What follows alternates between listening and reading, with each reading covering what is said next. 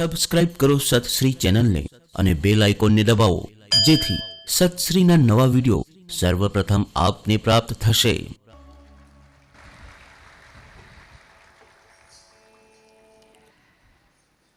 વહાલા શ્રોતાજનો,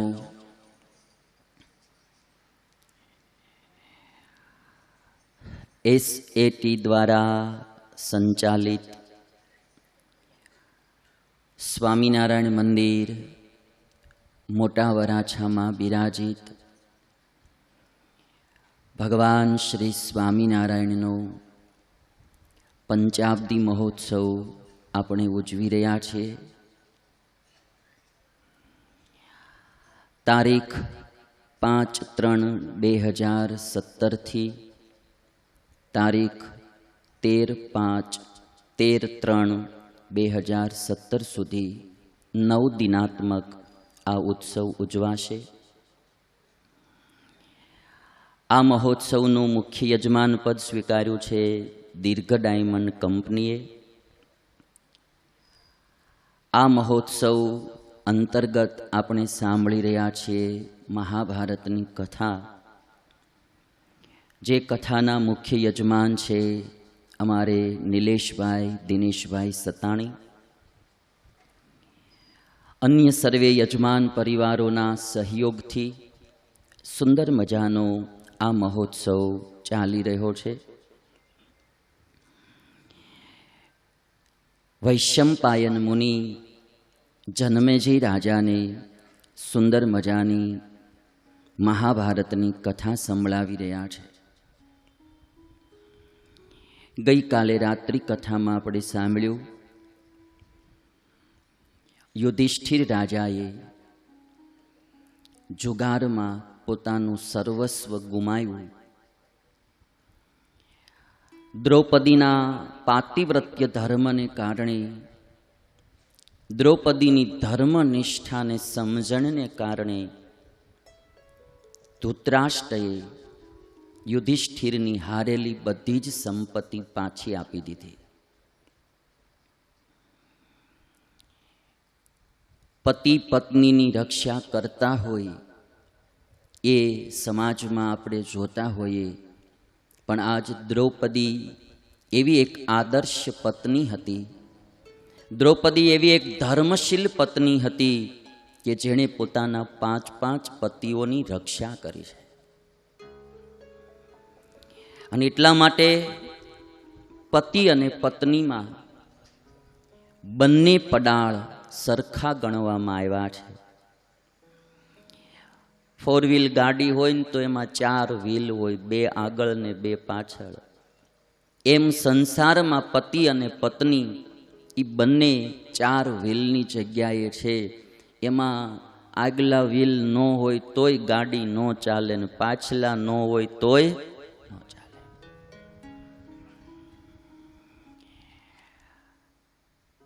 હા, પણ ભૂમિકા બધાની અલગ અલગ હોય. આગલા વ્હીલની ભૂમિકા જુદી હોય, પાછલા વ્હીલની ભૂમિકા જુદી હોય.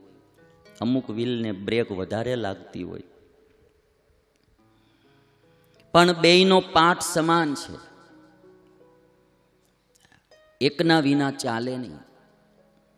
પુરુષ કમાણી કરે છે, મહેનત કરે છે, તો પત્ની ઘર સંભાળે છે. જીવનમાં બેયની ભાગીદારી સમાન છે. અને જ્યારે દ્રૌપદી જેવી આદર્શ પત્ની હોય ત્યારે પતિઓ માટે એક આશીર્વાદ રૂપ બનતી હોય છે. 5 પાંડવો સંકટમાં હતા. કોઈ ઉગરવાનો આરો નહોતો અને હારી ગયા પછી મેળવવું બહુ મુશ્કેલ હતું. પણ એક પત્નીના કારણે આ 5 પતિઓનો ઉદ્ધાર થયો છે. એટલે પતિઓએ પત્નીઓને પણ ભાવથી રાખવા જોઈએ, આદરથી રાખવા જોઈએ. એનો પણ તમારા જીવનમાં બહુ મોટો સહયોગ છે, બહુ મોટો ફાળો છે. ઘણીવાર પતિઓ પત્નીઓને તિરસ્કૃત કરતા હોય, અપમાનિત કરતા હોય, સારું નહીં. કારણ કે છે ત્યાં સુધી તમને એની કિંમત ન જણાય, પણ જો એ 15 દિવસ વહી જાય ને પછી ખબર પડે કે એના વિના માળું ઘણું માથાકૂટ થઈ જાય હોય ત્યાં સુધી. એટલે આજે છૂટાછેડાના કેસ કોર્ટમાં જાય છે ને તો જજ સાહેબ છે ને તરત નિર્ણય નથી આપતા. જજ સાહેબ બહુ નિરાંતે રાખે છે. જજ સાહેબ ઘરના પૈસા દઈને એમ કે તમે એકવાર પાણીપુરી ખાઈ આવો 2 જણા, એમ કે તમે કે ઘડીક બેસો રૂમમાં, પછી હમણાં તમારો કેસ ચાલશે, વળી કે વાર લાગશે, તમે પાણીપુરી જમી આવો પછી આવો. એને એમ કે કદાચ કોઈ પણ સંજોગોમાં જો બોલતા થઈ જાય તો બહુ સારું. અને અમુક ધર્મોમાં તો એવો રિવાજ છે કે છૂટાછેડા લઈને પછી 3 મહિના સુધી એ છૂટાછેડા પાકા ન ગણાય. કાચી એન્ટ્રી પડે, પાકી એન્ટ્રી ન પડે. બહુ આ બહુ સમજણપૂર્વકની વાત છે. છૂટાછેડા લઈ લે પતિ પત્ની, પછી કાચી પોતે કોર્ટમાં જઈને લે તો એની કાચી એન્ટ્રી પડે, પાકી એન્ટ્રી ન પડે. એ 3 મહિનામાં જો એકાબીજા વિના હોરવે નહીં પાછું ભેગું થવું હોય તો થઈ જવાય. પાકી એન્ટ્રી નહીં પાડવાની. ઘણીવાર આપણે ભેગા રહેતા હોય ને એટલે એમ લાગે કે આની હવે જરૂર નથી ને, આમ અને આમ કરે ને તેમ કરે ને. એ દૂર જાય ને પછી ખબર પડે. સાસુબાઈ આમ ભલે નડ કરતા હોય પણ એ હાવ વયા જાય ને તેથી ખબર પડે કે હવે છોકરાઓને કોણ સાચવશે. એ ડોશીમાં હતા તો કમસે કમ એ છોકરાઓને તો સાચવતા હતા. એટલે બહુ સરસ કહેવત પડી છે કે ગંદુ પાણી હોય તોય એને ફેંકી ન દેવું. કદાચ પીવાના કામમાં નહીં આવે પણ વૃક્ષોને પાણી પાવાના કામમાં તો આવશે. આ બહુ સમજવા જેવી વાત છે. ગંદુ પાણી હોય, કદાચ ડોળું પાણી હોય તો એ પીવાના કામમાં નહીં આવે પણ વૃક્ષોને પાણી પાવાના કામમાં તો આવશે. બહુ તડકા પડ્યા હોય તો ફળિયામાં છાંટવાના કામમાં આવશે. એમ કદાચ કોઈનામાં જરા તરા નાનો હોનો સ્વભાવ હોય તો તરત રિજેક્ટ ન કરવા, એની પણ આપણા જીવનમાં જરૂર હોય. એટલે આ દ્રૌપદીનું જીવન એ પત્નીઓની ગરિમા વધારનારું જીવન છે કે કેવલ પતિ જ પત્નીની રક્ષા કરે એમ નહીં, દ્રૌપદી જેવી આદર્શ નારી 5 પતિઓની પણ રક્ષા કરી શકે. દ્રૌપદીના પાતિવ્રત્ય ધર્મને કારણે, દ્રૌપદીની સમજણને કારણે, દ્રૌપદીની ઉદારતાને કારણે ધૃતરાષ્ટ્રએ બધું પાછું આપી દીધું. પણ દુર્યોધનને એમ થયું કે આવડા હવે રાજમાં જઈ અને મેં દ્રૌપદીને સંછેડી છે એટલે જરૂર પાંડવો યુદ્ધ કરશે ને મને મારી નાખશે. એટલે એમણે જઈ અને પિતા ધૃતરાષ્ટ્રને કીધું કે પપ્પા હવે આવડા લોકો મને જીવતો નહીં છોડે, માટે તમે એકવાર ફરીને અમને રમવાની છૂટ આપો અને હવેની જુગારની બાજી એવી રમીશું કે જે હારે એને 12 વર્ષ વનમાં જવું, 13મું વર્ષ ગુપ્તવાસ રહેવું અને એમાં પકડાઈ જાય તો વળી પાછું 12 વર્ષ વનમાં જવું. યુધિષ્ઠિર જાતા હતા ઇન્દ્રપ્રસ્થ, વળી પાછા રસ્તેથી પાછા બોલાવ્યા. ધૃતરાષ્ટ્રની આજ્ઞા થઈ એટલે યુધિષ્ઠિર ના ન પાડી શક્યા કે મોટા બાપુજી છે, એમની આજ્ઞા લોપાઈ નહીં એટલે યુધિષ્ઠિર પાછા આવ્યા. અને ત્યારે ધૃતરાષ્ટ્રએ આ વાત સંભળાવી કે બેટા એકવાર એક બાજી રમો.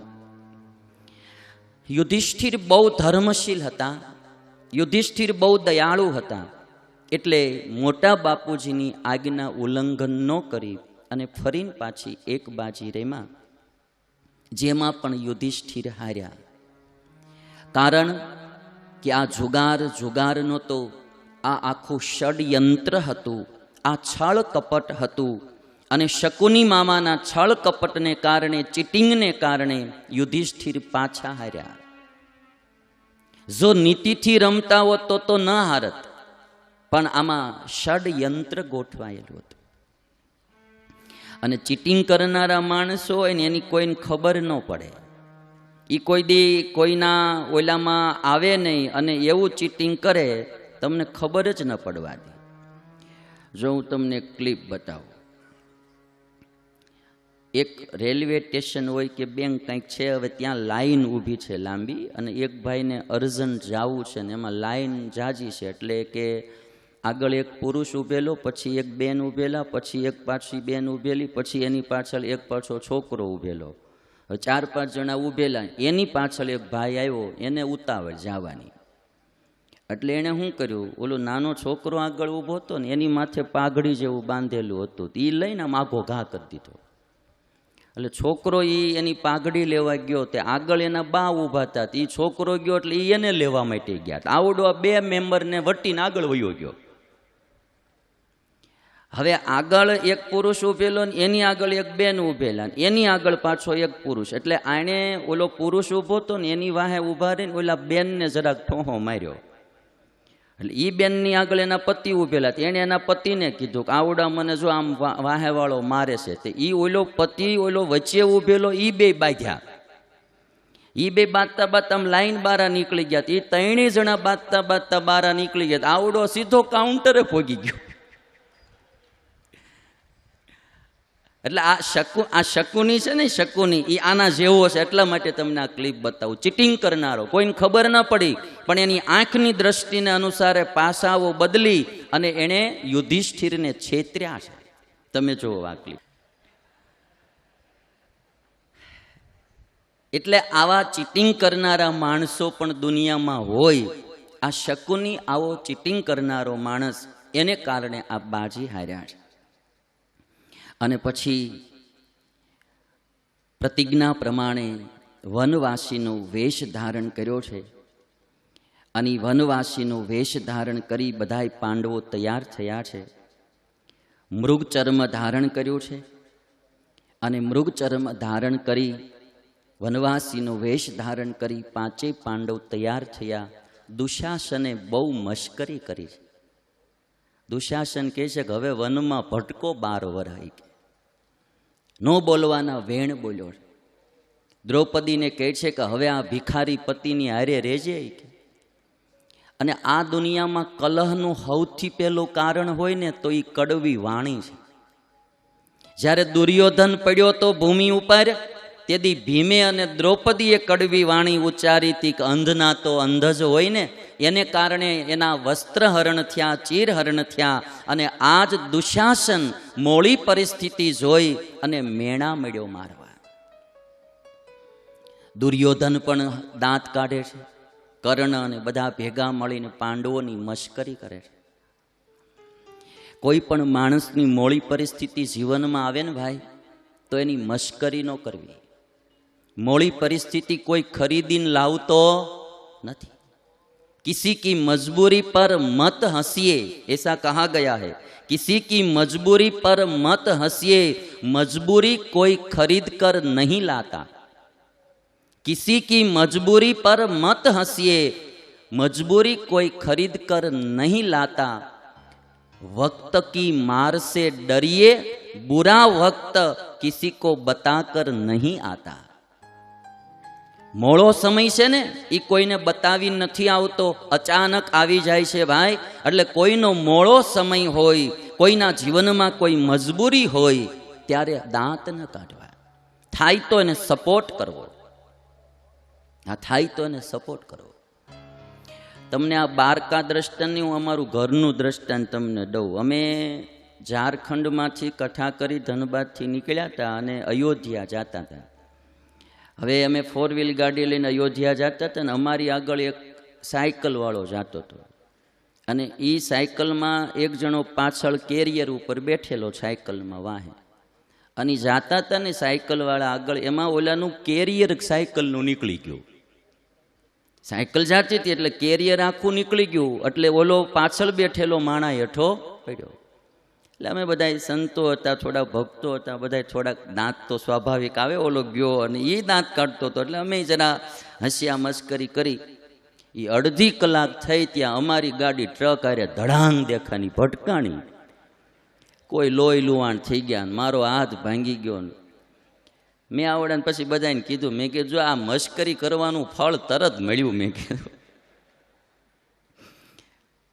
કોઈની પણ ક્યારેય પણ કોઈની પરિસ્થિતિ મોળી હોય, કોઈના જીવનમાં કંઈ પ્રોબ્લેમ આવ્યો હોય, કોઈને ક્યારેય જીવનમાં ખોટ ગઈ હોય, ધંધામાં નુકસાની ગઈ હોય, ઘરે કાંઈ ઝઘડો થયો હોય, કોઈનો દીકરો જરાક ક્યાંક ખોટું કામ કરીને આવ્યો હોય, કે ક્યારેક કોકની દીકરી ક્યાંક ભાગી ગઈ હોય, કંઈક મોડું પગલું ભર્યું હોય, તો બીજાએ એની મશ્કરી ન કરાય.